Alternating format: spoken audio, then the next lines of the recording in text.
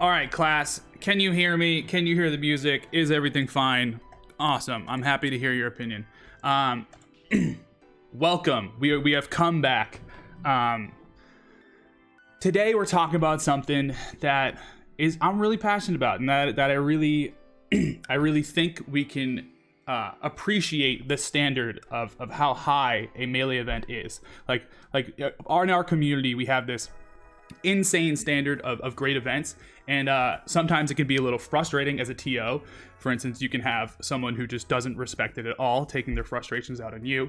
But there's also a very, inviting and exciting feeling about hosting your own Melee event. You are creating your own vibe. You are creating your own community. You are creating your own niche in a niche community. So yeah, today we'll be talking about at the beginning, well, it's the 3 chapters, so take notes. This will be on the test. The first chapter we'll be talking about just a general how-to. Second chapter we'll be talking about the vibe and the type of atmosphere that you want to create. And the third chapter we're going to be talking about money, which is the impending doom. But it's something you can also be excited about. It doesn't have to be the worst thing ever. After I talk a lot, we're going to have a couple other people on to talk some stuff, specifically Axis and Aiden, who are my 2 good friends and 2 very esteemed TOs. So yeah, let's talk game. What are your goals? Why did you start? What made you want to host this Melee tournament? For instance, for me at the beginning, it was wanting to host the biggest and baddest tournament out there, but very quickly I realized, oh no, my goal is more, I wanted to create some sort of atmosphere that I respect and is almost like missing from the community that I feel. So yeah, your goals can actively change, and you can be very aware of that. But essentially, what is the main thing of why you're coming into this sphere?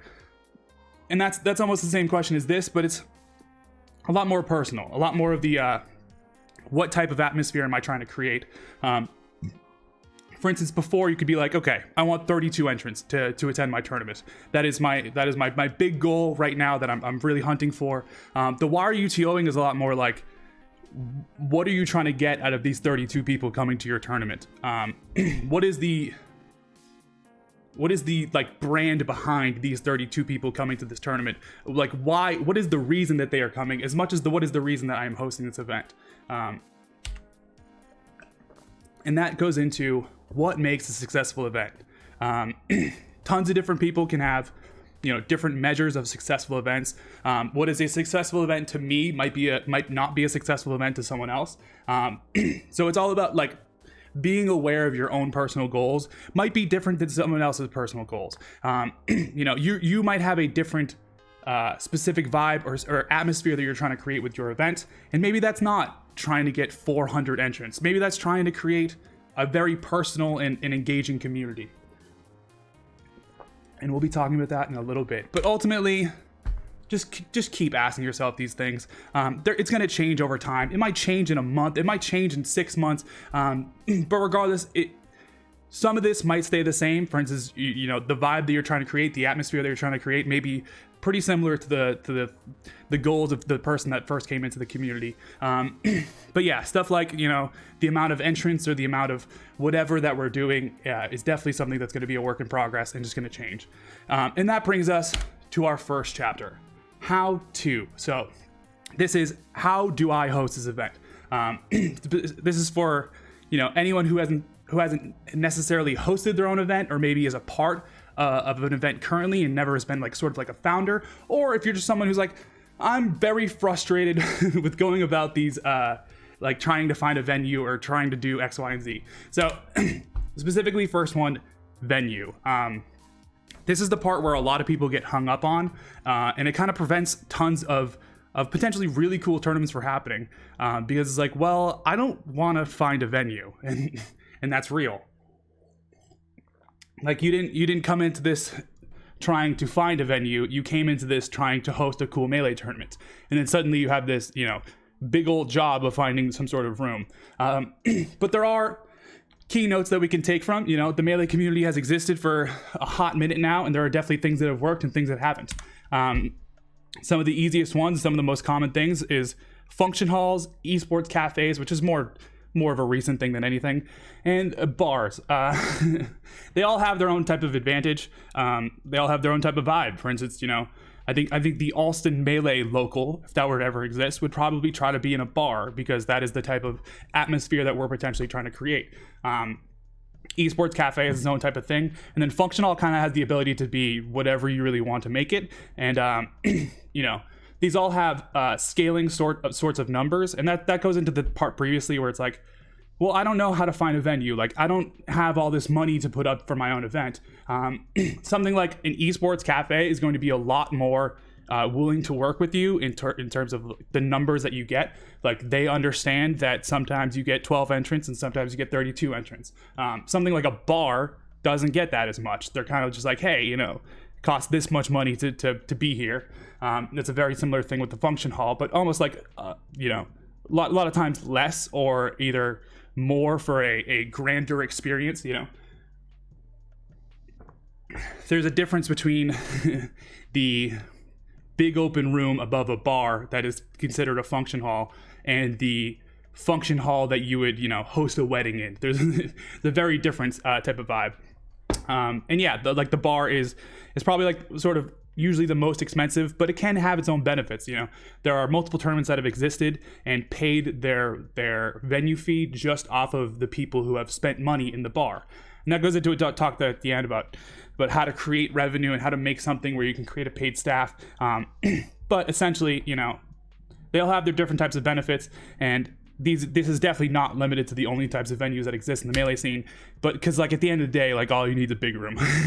You know, you can host a venue in your mom's basement. You can host a venue in, you know, my friend's living room. Like, all of these types of things can be a venue if they really want to, because if you have 4 setups in a room and a couple outlets, it's going to work. This is something I'm going to talk about in potentially a different talk. But if you're at a college, a lot of these, like, you have a lot of the resources to do this. And that's not saying that it's like, it's not easier to immediately lock in a venue, or immediately lock in like finding a community. But you have a lot of the tools provided for you to be able to unlock this sort of things. It's just about saying the right words and talking to the right people. And yeah, probably will have some people who are more knowledgeable on the subject on here, because your boy didn't go to college, but but yeah, maybe a Bon Cushy and Mad Dog Zeb talk coming soon about hosting college Melee tournaments. Promotion. This is the part where never ends. Like, you're always going to find new methods of promotion, and the ones that I'm going to list are very far from the last, but some easy ones to just go off of. Depending on whether you're an online tournament or offline tournament, you're probably going to have different methods of promotion, or like value spaces more than others. You know, if I'm hosting a tournament in New England, the New England Melee Facebook group is a very key resource in order to get the information out, because New England doesn't necessarily have a Discord. But if I'm hosting, you know, a big online tournament and trying to find the people who enter online tournaments, then very likely my method of promotion is going to be more focused in Discord. And then comes for like the other ones, like, you know, the Twitter, the Reddits, the all the different spheres of promotion. You have to value these in the same way where you value the Facebook groups. Like, although you know that, like, by posting in this group, I'm going to get way more entrants than by posting on Reddit. And maybe you're even of the opinion that, like, you know, the people who immediately get my tournament aren't on these spheres. You know, they're not on Reddit, or they're not on the Smash Bros Reddit. But at the end of the day, you're creating a community, and you're trying to invite people who might not necessarily understand that they want to be a part of your community. Like, you want to invite the people who are on the fence, because, hey, maybe you get someone to understand it. Maybe you get someone to break out of that just a viewer sphere. So yeah, by reaching your net out is you're creating a bigger community full of people who, you know, want to be there. And like I said, it's never going to end. It's never going to be like, okay, I'm done promoting this event, unless it's like literally over. If you're running a weekly, your promotion is continuous, and you're just getting better in any parts. So essentially, like, yeah, use those methods of promotion. Oh, let me turn this down a little bit. Use those methods of promotion and just, like, work on your craft, make a better post next week, try something out. Maybe saying a certain thing gets more people to enter, and it's going to be hard. You're not necessarily going to know what immediately worked and what didn't. But yeah, promotion is a never ending thing. And all this is really, it's on you to find the people who want to be a part of your community. It's on you to cast the net wide, and it's on you to find people who don't know that they love your tournament yet. So yeah, continuing on that, smashes you real hard. It's like climbing fucking Mount Everest in order to get good. Many folks have died along the way, but it just has massive benefits. I'm not going to sit here and talk about Smash G for 30 minutes, but really, like, the amount of tools and the amount of automated stuff that comes with this website is incredible. It just takes a brain surgeon to understand. And hey, if you're like, wow, Smash G sucks and I never want to do it, you should bring in someone who is qualified in it. And that's the same thing as like, hey, I don't understand how to stream. You should bring in someone who's qualified in it. You can bring in people who understand or who are almost experts in the thing more than you are to teach you, because they can enable your event to be better and also enable you to be better at hosting an event. And yeah, like I said, streamer, Smash G expert, branding, promotion, all these different things, you can bring in people to be the expert of it to teach you what you need to do. Because yeah, like I said, if people like the event and they appreciate what you're doing, they're gonna want to help you. Like maybe not necessarily, Melee Everyday June is gonna hop in and do your weekly every week, but someone is willing to put in the time and be a part of your event in some sort of impactful way if they view that you're doing something impactful. Chapter 2, the vibe. Like I said, you are creating an environment, a community, a atmosphere as much as you're creating an event. You are creating, the grand finals of the tournament as much as you're creating the experience of the Owen Tour. Just keeping that up in front and relevant all steps of the way is very crucial in order to host, the event that you even want to be a part of. Because, maybe in the course of hosting an event, you can kind of get jogged down a little bit and just sort of feel like, everyone's having a great time because I'm having a great time. But then it just takes one conversation with someone that you might not have been talking to previously to be like, okay, maybe I can work on this side of the event. And that goes into like build the community that you want to be proud of. Like no one wants to build the community that they look back on and are disgusted by. And that is why we need to create a better community for Melee, yada yada yada. We'll talk about this later. But yeah, just be confident that what you're doing is the right thing and is providing something for someone in sort of an impactful way. And that kind of goes with offering something exclusive. Now, not necessarily saying that you have to do something like this. You have to offer an exclusive experience, but it helps. It helps people remember your little old thing in a different way than they remember other events.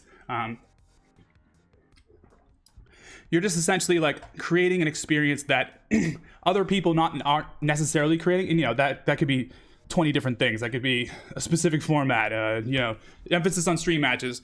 And, like it's right here, creating a vibe that is not yet vibe. Shout out my people, Gale, shout out like Smash Sisters even way before. Like just the people, creating a niche community in a sphere where just creating a sphere for the marginalized people who have not been treated great in a marginalized community. And yeah, just being better about and being proud about the thing that you're making. I'm sipping 3 drinks right now. I got the espresso, got the yerb, and I got the water. Water's been hitting. But it's all about creating something different. It's all about not being afraid to experiment. Maybe this week you try something different than you did before, and maybe all the attendees love it. Maybe all the attendees kind of actually hate it, and it's just something, a learning experience. Don't be afraid to necessarily host an event that you're specifically just trying something out, because maybe it hits, maybe it doesn't, and or maybe you create a TMT and then suddenly everyone cares about ladder format over 3 days. Like there are countless different formats that might not necessarily have hit on the same level that other ones have, but you can experiment and find your own niche. And like I said about the environment, you're the TO, you're the adult. What you say goes. You are the final word. You are the people that, not necessarily looking up to, but being the guide for the vibe. And you need to be a firm and decisive and respectable voice of reason. The things that you say matter potentially more than just an attendee, because people look at you a certain way. And melee attendees are hyenas. They prey on your stress. If they hear that the crack in your voice, they're gonna treat you a little bit differently. Not necessarily. People are nice people in the scene. But all I'm saying is that, you being stressed out might create a stressed out environment. Final chapter, the money. We just got to the end of the video game. How to have a paid staff. You have money. That's all it is.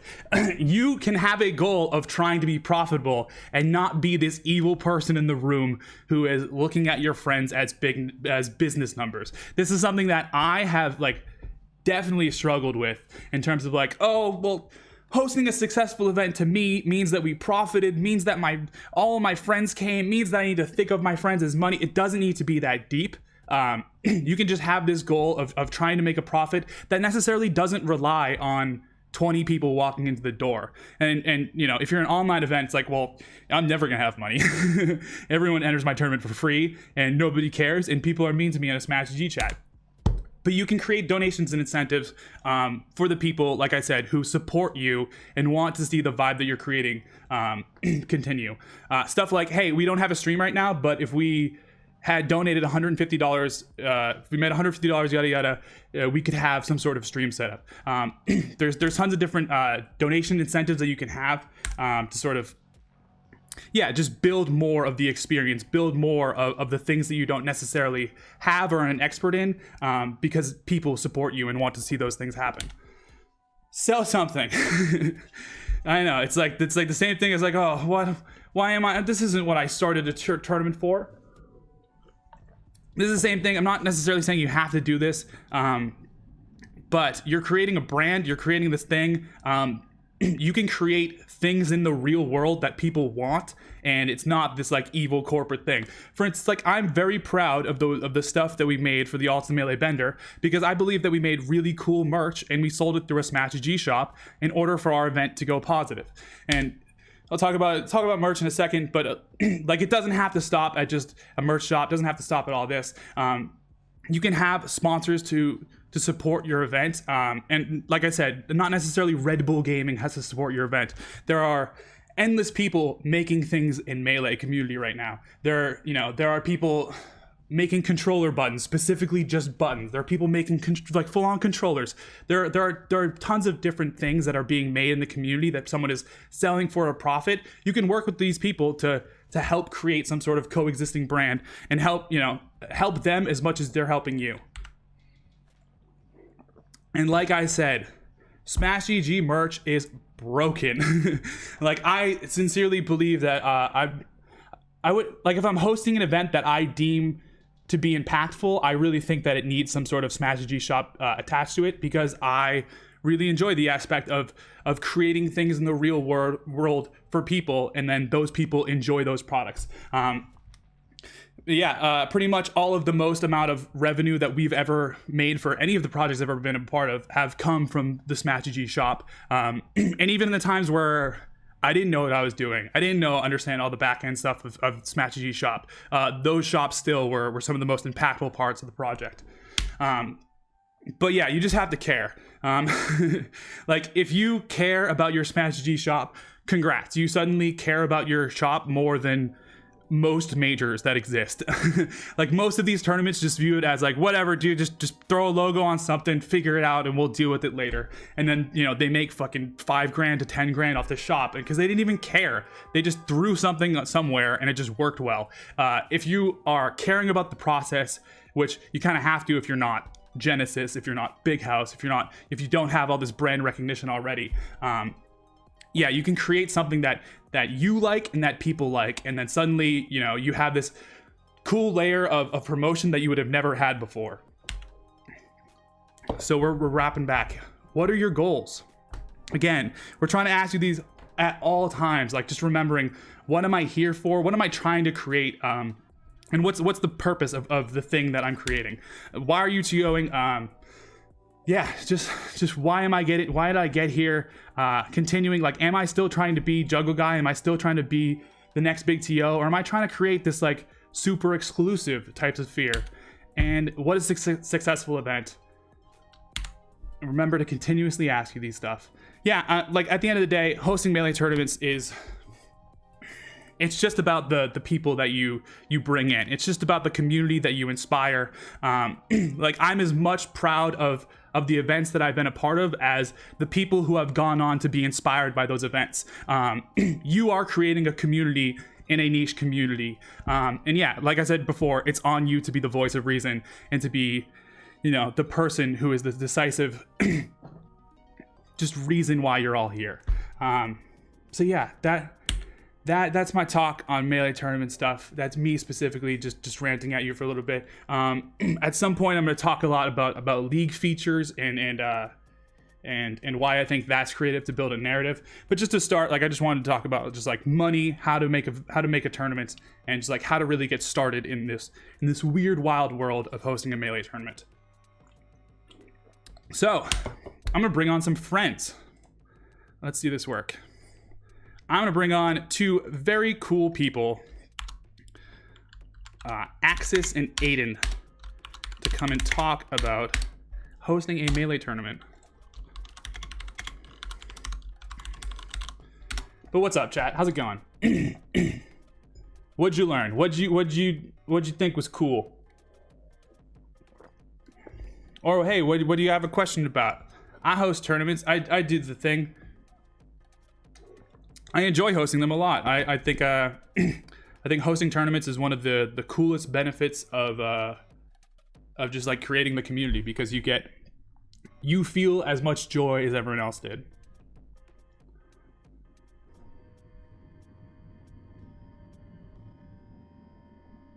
Axis Aiden not on yet. I'm just talking to y'all first.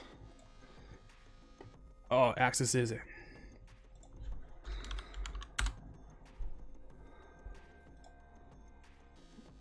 Hello, friend. Can you hear me? I'm going great. Hold on, see if they can hear you now. Chat, can you hear Axis? Talk now. Hello. How's it going, everyone? I think you need to be louder.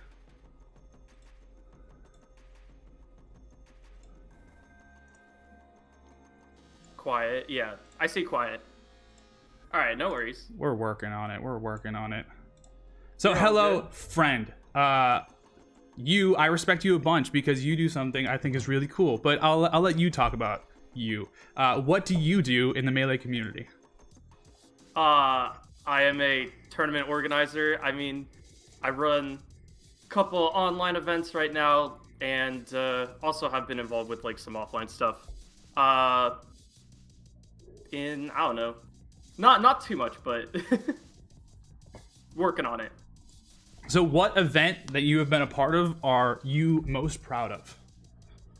For offline, definitely Garden State Smashdown, which was my regional that I ran at the end of 2019, was huge. Had like over 100 people, and that was like the first event that I ran offline that was like bigger than like a weekly. For online, definitely the Bender was huge. But also being a part of Untitled every week still, having that core team. Shout outs to Sidward and everyone else who was involved early on, like you, Patti, Stock Money, Gene Dola, Save. Shout outs. So, for Untitled, what is the reason that you continuously boot up the computer and talk to folks in Smash GG every week? Like, what is the shining light in your heart about about hosting online tournaments? That is a really good question that I ask myself sometimes, and I don't really know the answer to it. But no, I think that like being involved with like the community on a weekly basis, seeing the same people show up and like just have fun at your tournament and like see like their growth, whether it's as a player or being involved elsewhere, like, commentary when there's like a stream for the event, or being involved as like a volunteer is like huge. So when it comes to Untitled, like the people who like show up weekly and are like, yo, thank you for running this, is just huge, and it keeps me going for sure. Now, the opposite side of that, what do you think is one of the hardest parts about hosting an event every week or being a part of an event every week? Trying to make good decisions. Yeah, hell yeah. Without, this is what I was trying to get like, out of you. Yeah, without like the time to like think it through, because it's like you have two people yelling in Smash GG, or like you have to do a lag test and all this, or like someone is like flaming the other person. You're like, where do I step in as the TO? Because you mentioned it earlier in your talk about hyenas. As the TO, yeah, they're hyenas, and also as the TO, you're the adult in the room. Yeah. So even if the other person is 35 years old. Yes. You are the adult in the room. Yeah, that was really tough when I'm like 16 at an event and trying to be the authoritative figure. But yeah, I think coming up with that quick decision and making it fair, and like making it one that you can like just like say I did the best I could, because it's not always going to be the perfect solution, but it's in that time that was the best thing I could come up with, and I stand by it. And then suddenly you have to play social media manager as as you create the correct response to the outcry of the decisions that you made in 2 minutes in a Smash GG chat. Little close to home, yeah. But no, I totally understand. Like, yeah, I mean, you almost have to treat everything like it's going to be the most public and dramatic scenario ever, because you want to be confident in the decisions that you made, even if it's going to reach everyone possible. And yeah, that's the part where it's like hard. I'm just here every week as much as you're here every week playing in the tournament. Like that's the part that I feel like it's hard for a lot of people to understand. Like it's like, no, you're here to be my TO. It's like, no, I'm here to like be here and then also TO. Yeah, and that's the part where it's hard. Just like, people treating you as a paid intern when you're just like, I'm one of the homies. Treat me like the homie. Don't treat me like it's like I'm not your boss, dude. Yeah, it's supposed to be fun, and like being involved with the community is fun. Meeting all these different types of people. From like wherever in like your state or like the country now. Exactly. Like it's insane, and like you're just trying to have a good time. Hello. Yeah. Hello. How's it going, friend? Hello. I'm doing good. How about you guys? I'm doing great. Good. I haven't talked to you in a minute. I've missed you. We've only talked through Discord DMs, and that's just so gross. Dude, you know what's so weird is like, I think about like how there are these periods, because I called Justin last night. Like I called Justin for the first time in a while, and I talked to Justin for like an hour, and I realized like I used to talk to Justin every single day for like 2 years. Yeah. And then same with you, right? Like we talked and met together for like a year, like 6 months to a year every day, and now we like never get to talk anymore. Yeah, it's the weird part. Growth, right? Yeah. Yeah, I had a weird part where it's like, I've only talked to like Leah, Smash G Leah, through like someone else for quite a while now. Just like, tell Leah I said hi. And just passing along highs. So, hey, bud. So Axis, hi, by the way. Hello. I don't think we've met before. No, if I I'm don't not think mistaken. so. No, but nice to meet you. Nice to meet you too. Hey, bud, I have a question for you. What event are you most proud of? So if you're not hip to the Aiden lore, my dude Aiden here is a fan of spicing up the Melee format. I just want to know like what event specific, it might not have to be the magnum opus, but what just comes to your mind immediately as an event that you were really, really proud of? Oh shit. Okay, so I didn't actually realize we were live already. Oh yeah, we've done live. That's crazy. Okay, My bad for not cueing you in. No problem. That's really funny. I wouldn't have gone off about how I haven't hung out with my coworkers. No, that's real. We talked about Justin earlier. Oh, really? Yeah, we were talking about Brawlhalla, so we were talking about Justin. Oh yeah, he fell over to that world for a while. It's pretty funny. Yeah. He's one of the hidden like GOAT TOs. I think. Absolutely. Like he's most proud of though. That's interesting. I think I've thought about this question before, and I think like so I don't think my favorite event I've ever run, but definitely most proud of is Don't Park in the Grass 2018. I think it has to be that event because it was sort of this like the first Don't Park in the Grass, like I'm proud of in different ways, but and I'm really happy that people in person at that tournament had a good time. But when I look back on it, I see so many problems and like so many things that like could have fallen apart or like could have gone wrong or did go wrong on the back end, but were just hidden enough that people didn't know. And then like for people or like viewers at home for 2016, that stream like for the first like day was all over the place. Like, it was really bad. Ultimately, it produced something more memorable than a working stream, which was like the Tuck House stream, which I think like all of like the fucking deep cut fans like ended up liking more in a way. I loved it. Shout outs to Mike Lau who like managed that because like yeah, that was like particularly memorable. But I think 2018 was sort of like the culmination of all that I had learned at the time, and it just ran really, really well. Like, so much of 2018 went right, and we boosted our numbers. We were like the first Ultimate Major. Like, all of that came together in an event that was just like packaged and like worked really well, and it didn't have any problems that the first one had, and it still like captured the spirit of like the first event, which was like, let's get all these like international players about, let's like make something that, you know, stands out in this region, let's do this like no O2 ladder and like let people play like thousands of sets over the weekend. I think I feel like a lot of that stuff is just inspired into like anyone who's currently trying to host a major right now. Like, if anyone's hosting a major and is not thinking about how do I create the experience of the 0-2 people to be a little bit more better, I think Don't Park just like nailed that completely. Thank you.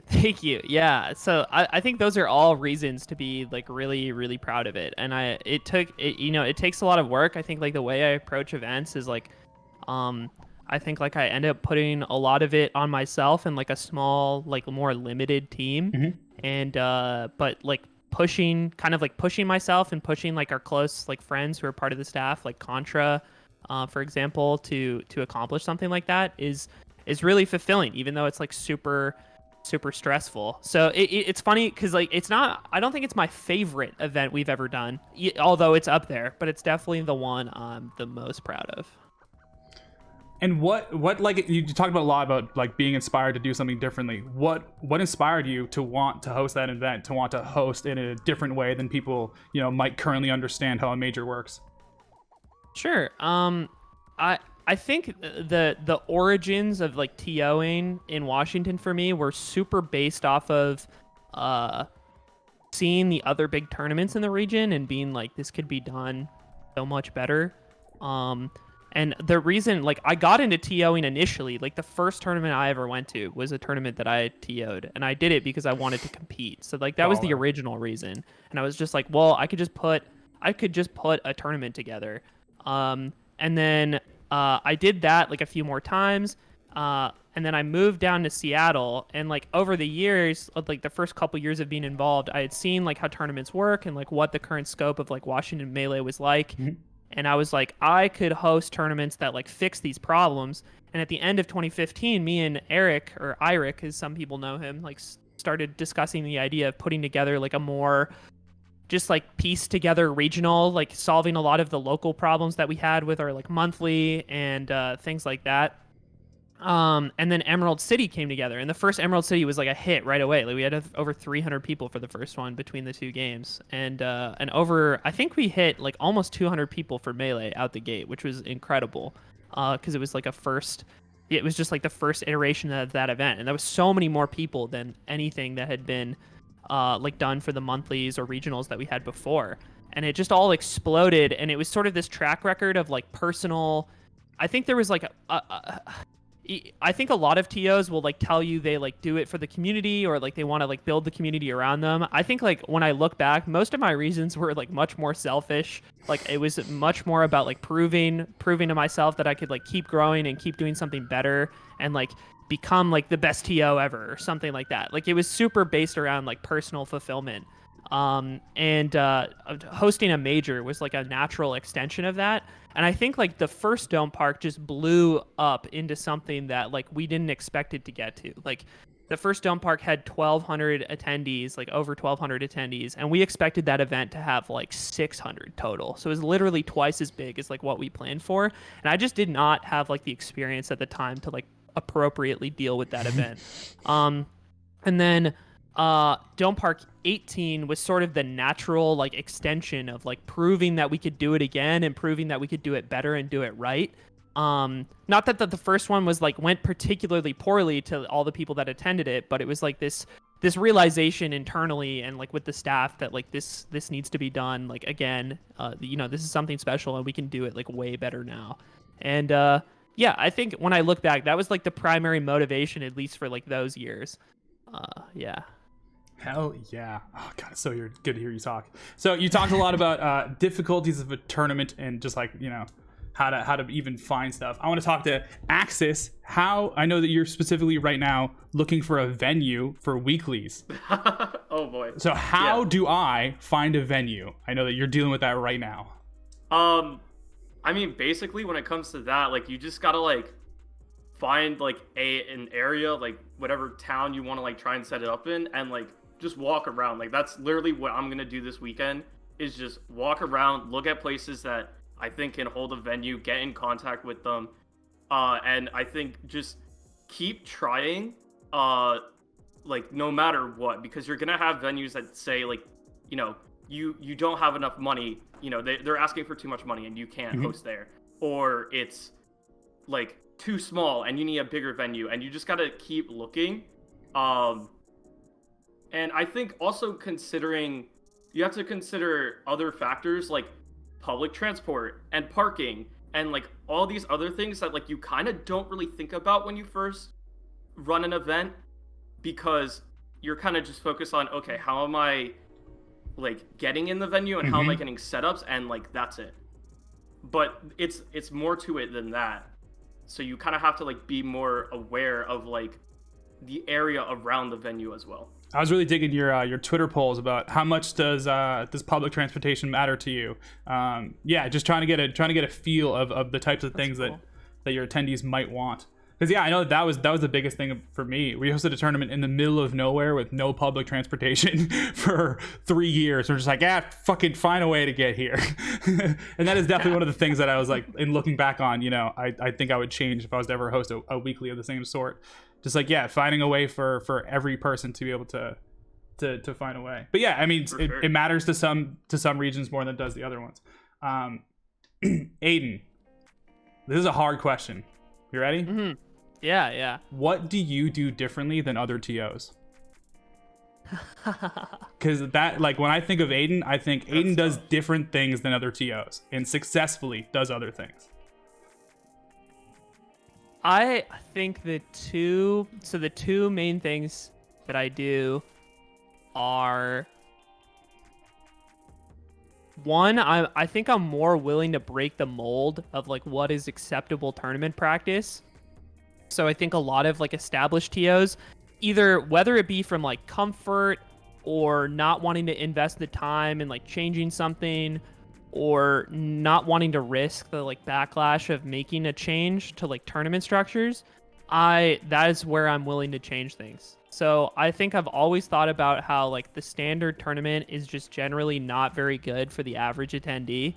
And I think through what I've implemented, I've shown that I'm willing to like try things to like, positive or negative feedback. So like the no O2 ladder or the redemption ladder concept, for example, is probably the most like prominent thing, where at Dome Park that worked really, really well. And some people like were skeptical about like why we would do that or like how it would work. It just didn't sound like particularly good to them. And then we did it.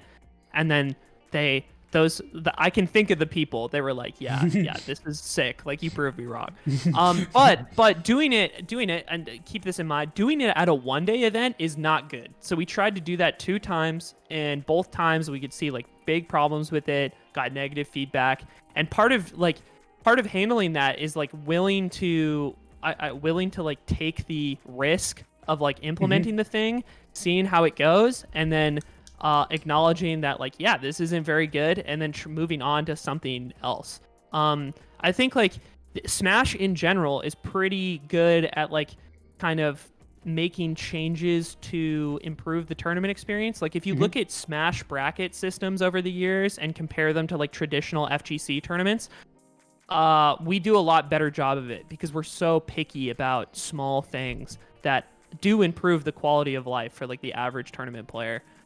Such as like top 2 out of like double elimination pools. Like FGC tournaments do that all the time, and we never do that anymore because it was a problem that so many people complained about. It's like top 2 out of pools doesn't make any sense. It's like almost guarantees double jeopardy. It's like this like terrible concept. We should just like not do this anymore, and we stopped doing it.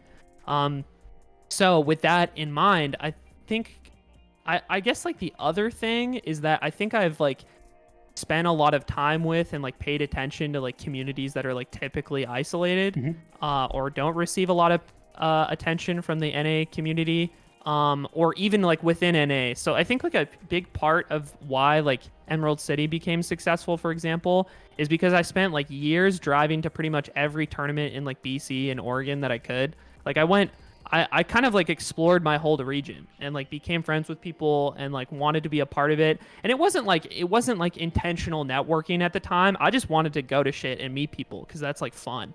But that's sort of like covering your bases and like getting to know a community more intimately in that way and like making friends with people actually like had a very like practical impact on whether or not people would attend my tournaments down the road. Like I know it because like when Emerald City would come around, like I would message Kyle Shields, Webwipe, and I would be like, do you want to get a bus of BC people to come? And he's like, fuck yeah, I do.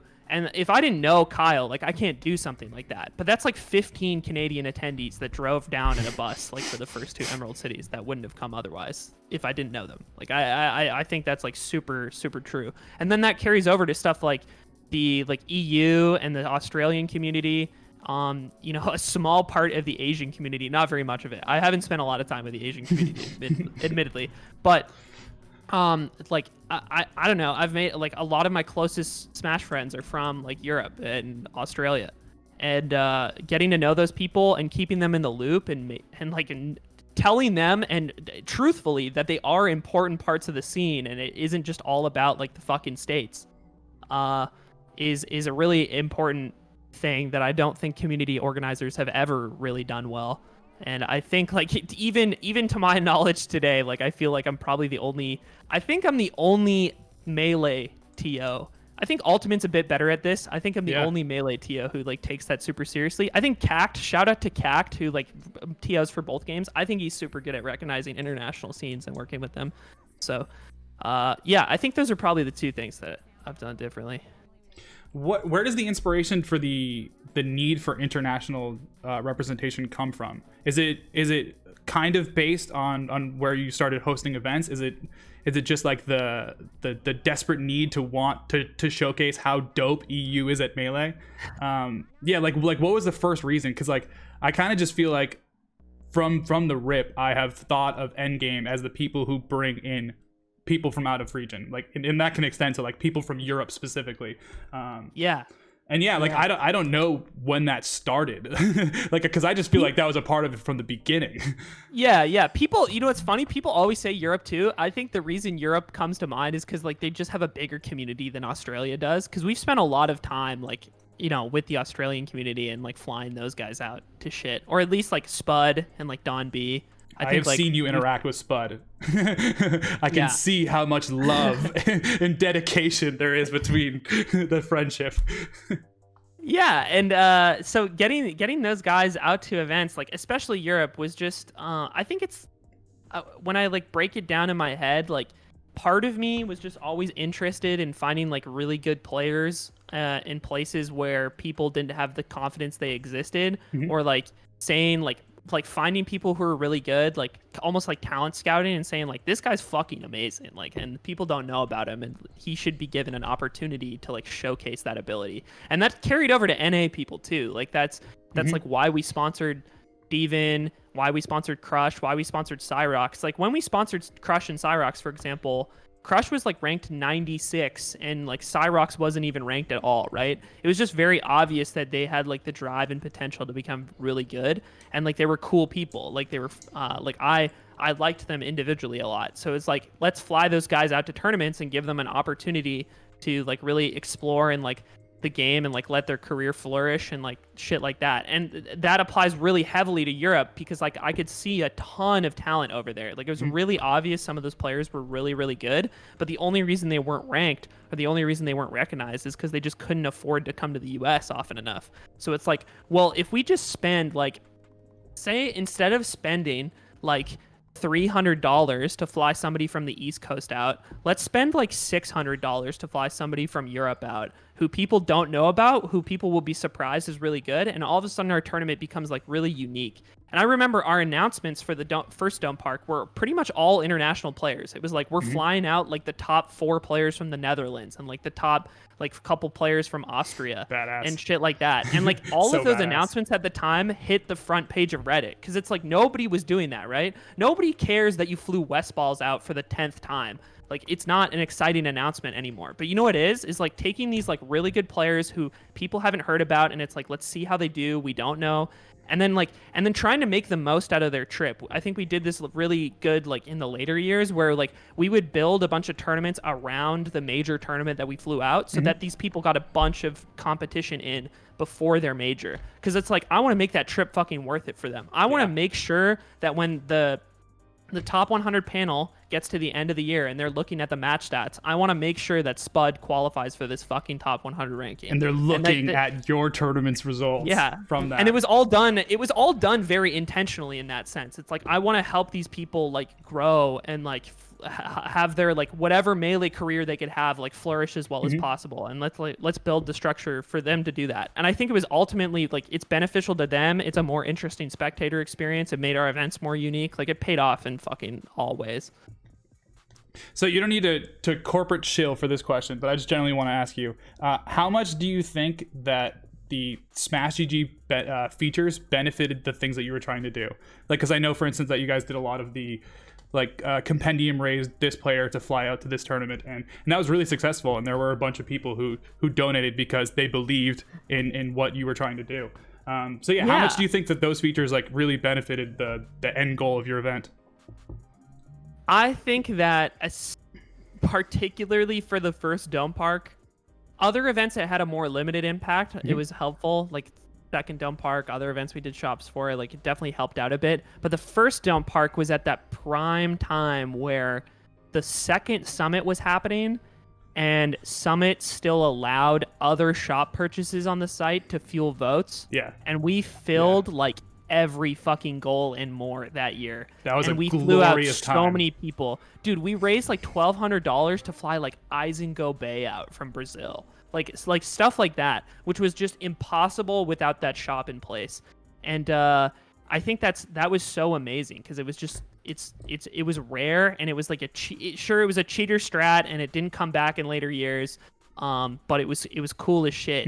And that feature in that shop like gave us a ton of revenue that flew out a ton of players for both Smash 4 and Melee. Like we flew out, I think we might have flown out more Smash 4 players through that than we did through Melee. We flew out like Javi and Twin, dude. Like and then Twin beat I think Crush, Prince Abu, and Silent Wolf at that tournament. I didn't know Silent Wolf. I knew he beat Crush and Prince Abu, and I was like, God, fuck.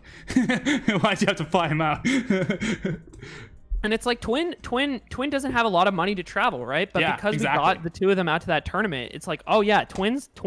Oh, maybe Mexico's actually really fucking good. Exactly. Like maybe we didn't know. And I think I just live for those little moments. Yeah, and I asked that because like we're both of the opinion that like Smash GG is one of the fucking hardest things in the world to use and master. But like I'm just trying to like sing the praises. Like the things that you think are hard and you don't want to touch can potentially benefit your tournament if you know how to do it. Absolutely. Yeah, so it's like it's fucking it's getting a bomb not defused, but there is benefits to it. So both of you have in recent times had to host online tournaments. Axis, you've been hosting online tournaments for a hot minute. Aiden, I feel like you were part of the pinnacle of online tournaments and sort of the inspiration for a lot of people, but on the other hand, Axis been out here like how many people you get at a tournament on the good days? I mean, nowadays it's like for Untitled, it's like 70, 80, but I mean, at its peak, awesome. it was like 200. Like, yeah, exactly. Just saying 70, 80, like, whatever. But yeah, that's like, that would be the biggest in-person tournament in the world. So I just want to ask you both, starting with Axis, what's the difference between the difficulties of online versus offline? What are the things that you like never expected would be a problem that are suddenly something that you have to think about every week? I think both of them have their own like challenges for sure. The actual like managing of like which matches are like being played and whatnot is so much easier online. That is something that like you have to dedicate time to offline. Like you have a bracket manager or like you're calling matches, whatever. Like someone has to be doing that. Whereas online, obviously everyone just self-reports, matches start right away. There's like a check-in timer, all that. So that's not something you have to worry about. But a struggle would be, I guess, like conduct sometimes, because you're not able to go into every Smash GG chat and look at all the messages. And most of the time, people aren't really saying much. But like, there are moments where like you get a DM from someone. It's like, hey, this person's being like kind of toxic, and like you have to make sure you step in and be like, don't do that. And also just when it comes to ping tests as well, like a lot of the communication between players and TOs is hindered in the online format because of the boundaries. Yeah, it's definitely the weirdest part. Like I was talking about this the other day, where the amount of people who are banned from online tournaments is probably like triple to quadruple the amount of people who are banned from IRL tournaments, just because like, no, dude, you're being awful, get out of my tournament. And I don't know, that's kind of a more acceptable thing, and maybe it's something that we should think about in the future where it's just like, hey bro, you suck, don't come to my tournament anymore. I feel like that's just like so much more common in the online world, because for whatever reason people are more willing to say a slur through Smash GG chat than they are in real life.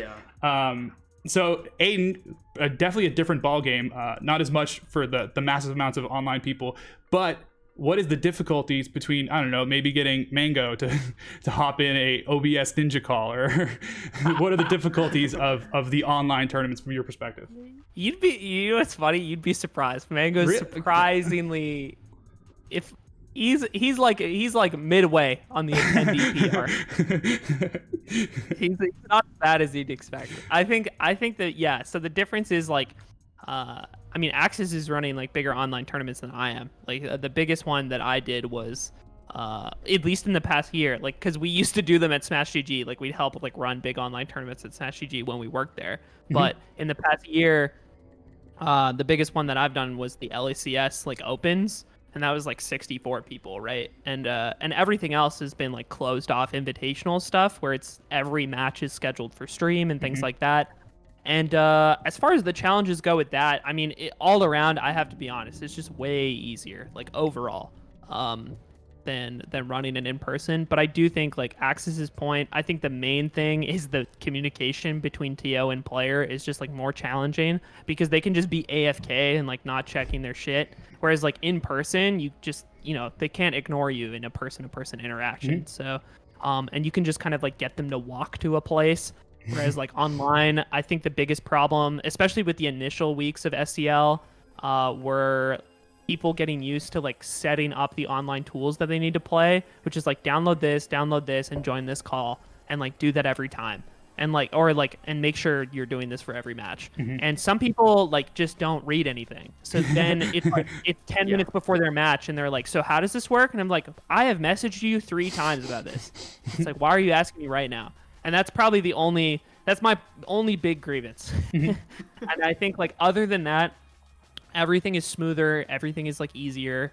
Like it's because there's just like so many less components in an online event than an offline event, in my opinion. Something that I thought was really cool, and I thought screamed Aiden to me, which maybe it wasn't necessarily, but I thought the format of the Summit Champions League was super fucking cool. And yeah, just the fact that it's not just a double elimination bracket every week. You know, there's this like real feel of a league and contributing to a narrative. So yeah, what made you specifically, you as BTS Smash, want to do something different, something that wasn't a double elimination tournament? Yeah, for sure. So I think there was kind of like 3 steps to this. The first step was a conversation I had with Aaron Tollerud, who's like the head TO of Riptide and like used to TO for Smash and Splash, where he was just encouraging us to do sort of like these like maybe weekly sort of fight nights or scheduled matches between players, similar to like the Octagon or similar to the exhibitions we tried to do at Saving Mr. Lombardi, because those were like the 2 good examples at the time. And I was like, yeah, you're right. Like we like structuring something out just entirely different for a longer sort of broadcast league is interesting. And then I sort of like mapped out a couple options. I don't think any of them were like particularly strong or like particularly good, but there was one example that like basically broke it down into like a day or 2 days per weekend where like people would have scheduled matches, and then there would be some sort of bracket based off of like the league play in that week, and people could get like eliminated. And then I gave that to Ken Hotbid, and he iterated on that and basically came up with the format that we have now. So like the finalized version of like what we're using at the moment is Ken's creation, and huge credit to him. Like I think like it accomplished the goals we had, which is like we want high stakes matches all the way through. We want every match to matter. We want it to be fair still, and we want to like layer the tournament into kind of like consistent like levels of play. I think like the things we were thinking about when we came up with this were like I thought of like Premier League, and like he was thinking like a lot on his StarCraft background, which used like similar formats before. So that was kind of like where it came from. Yeah. I love the goals that you just listed about every match has to matter. Like you could see the clear goals of what was the inspiration behind that. That was really cool. Final question from me, so we can get you guys out of here. Definitely plug yourselves at the end of this. I want to ask you, what would be the advice you would give to the young version of yourself first getting into Melee TOing? What advice would you give to that person that you think would set them on the right path earlier? Start with Axis. Yeah, that's tough. I can start with me. Hold on, I'll go first so you can stall. Yeah, I just think create narrative. It's the recent thing that I really care about. It's the part that I think you could make, 8 of Idaho's best. You could make everyone in the world care about it if you have some sort of like narrative, some sort of weekly or monthly contributing thing. And yeah, just making it so me beating Falco Master 34 super matters, whether that's just to me, whether that's the league, whether no matter what it is, whether it's the 110th place or the second place. I think people care about where they fall, and you can really create narrative out of anything. So that'd be the advice that I give to myself. Just like, yeah, make them all actually matter. Yeah, that's great advice. I guess what I would tell myself would be don't be afraid to like take risks, and like don't be afraid to like just kind of talk and like to like other people like in the scene, whether it be like other TOs or players or whatever, because as someone who started running tournaments at a young age, like I was 16 when I ran my first local, like I was afraid of, again, being that authority figure, and kind of just like asking like people like go to events or like even just like talking at locals or whatever. So like I kind of learned over time that like Smash community is like a bunch of chill people, and I could just like talk to whoever, and everyone is like down to like help however they can. But I think at first it was tough for me to kind of like get the the word out there and make myself like take the jump to like get people going to my events, or maybe running a bigger event, or helping another TO, whether as a volunteer or something like that. So yeah, I had a similar feeling where it's like I existed for so long in the community, just like I need to be right every time I talk because I'm the TO. But it's like, yeah, you can ask a question to your attendees because your attendees' opinions matter. And that was something that I also had to learn. It was just like, no, I have to be right. Like what I say has to be the correct thing. Aiden, what advice would you give? I think that it would be try to develop a little more formal organization, like make sure to document more things. That would have gone a long way. And put the ego aside a little bit.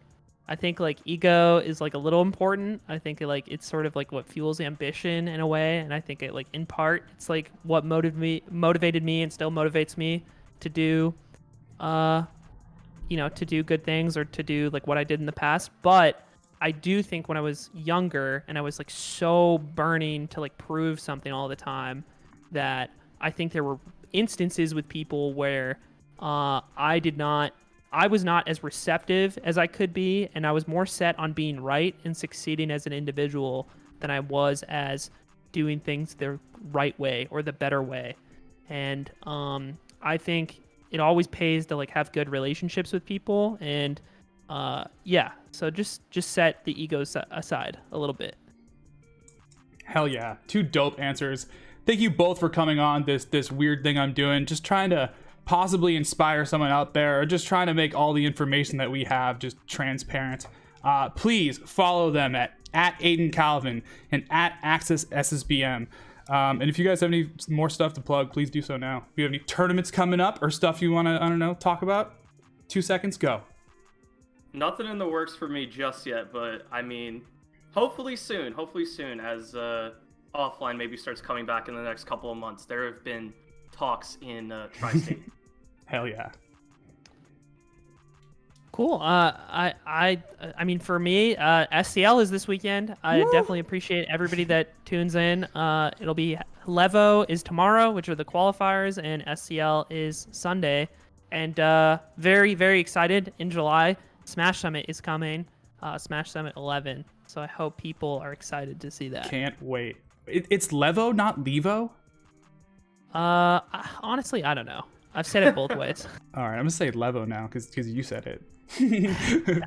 Thank you everyone for tuning in. This has been dope. Thank you both for coming on. Appreciate everything. Peace out.